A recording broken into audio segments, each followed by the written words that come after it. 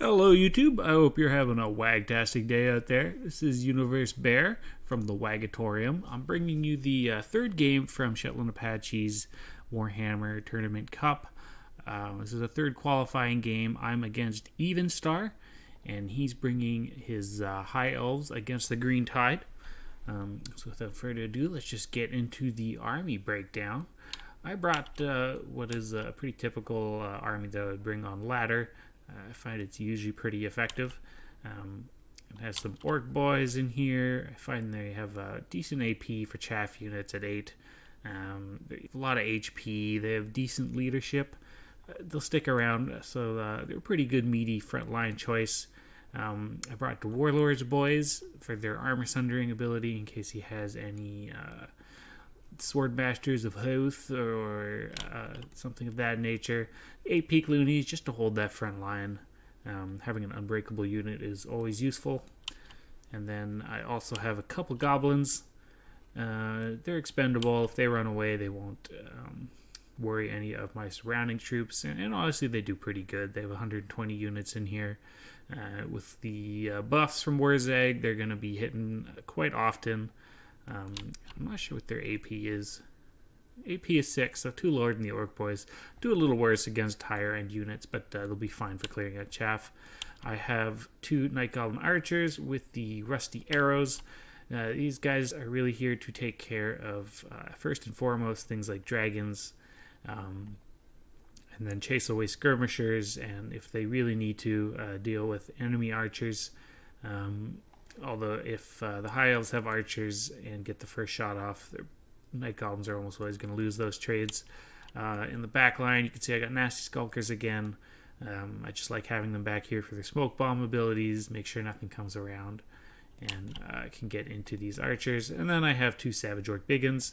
These guys can deal with cavalry, they can deal with dragons, they can deal with infantry as well if they have to. I like having them in the second line. To really provide some good support to my back line and support to my front line if they need it. I've also brought Warzag here with 2 Goblin Big Gut Bosses, standard Goon Squad. He's got most of the spells on him. To proc that Bonewood Staff as much as they can. You can see up here a little bit of a skirmisher force. Main Goods Major Marauders, they have AP, so very good against taking down dragons, taking down some elite cavaliers, so I find that's a good pick, and they're really fast, so it's going to be hard for the High Elves to catch up with them. They're Illyrian Reaver Archers, only 90 speed against 92, not much of a big difference, but it's enough to make sure that they won't catch them if they really don't want to. And on to Evenstar's group here. He has 2 dragons. He has the Dangerous Star Dragon and the Moon Dragon over here. He's got a bunch of Illyrian Reaver Archers, so definitely a very strong skirmishing force. Maybe he's trying to kite me out a little bit. I'm not too sure. He's got some Handmaids of the Everqueen here. They have armor-piercing missiles, and they also do, I think, magic damage because that's on their ammunition. Magical attack, so they're going to bypass the physical resist of Warzag. He also has Teclis here, who has brought Nuts of Ammon Talk, for sure, I see that. He's also brought Enfeebling Foe, which is always useful against Greenskin buffs. Regrowth, Potion of Chiroi, which is a good replenishment spell for health, and Scroll of Health to get rid of some of those abilities that Warzag can bring.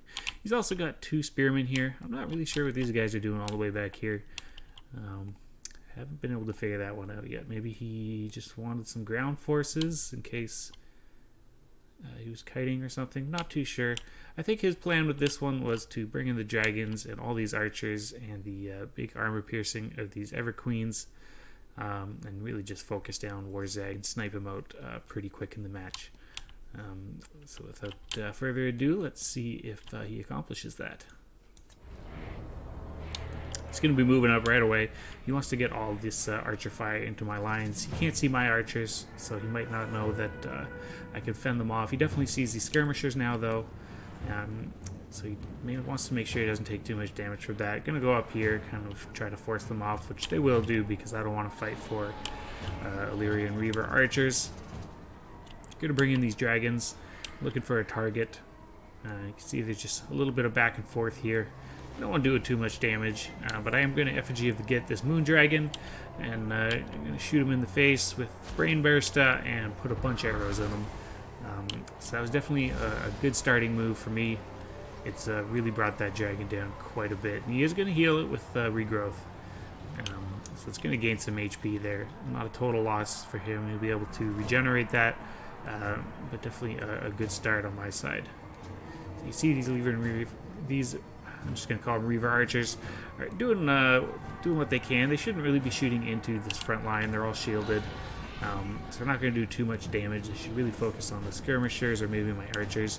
You can see the dragons start trying to get in the back line.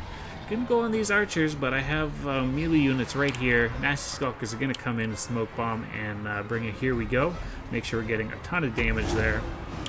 And when he brings in his damaged moon dragon, going to do the same thing on this side. He's also bringing in all these Reaver Archers. Maybe he's trying to clear a path so his dragon can get out. I'm not too sure, but he is going to take a bunch of damage from that. And all these archers are still firing in. Doing a lot of damage here, firing into the backs of these Reaver Archers. I'm going to move out my archers into a little bit of a concave. Start firing on the various dragons. And he really needs to pull these guys out fast. Meanwhile, these spearmen just kind of sitting there doing, I guess, their duty. You can see here I've popped Fist of Gorks. Really want to take down the Star Dragon. These guys have anti-large, so they're going to do a fair amount of damage.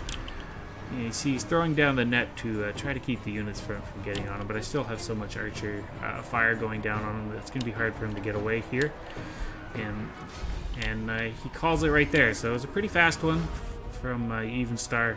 I think as soon as he saw that those dragons were pretty much done for, that was the main force of his army, and he just didn't want to keep playing. So I think he had a good idea here. If he had been able to take out Warzag really early on, it would have been hard for me to come back from that, I think. And he could have used his dragons and all these archers to kind of harass my back line and then just kite me out.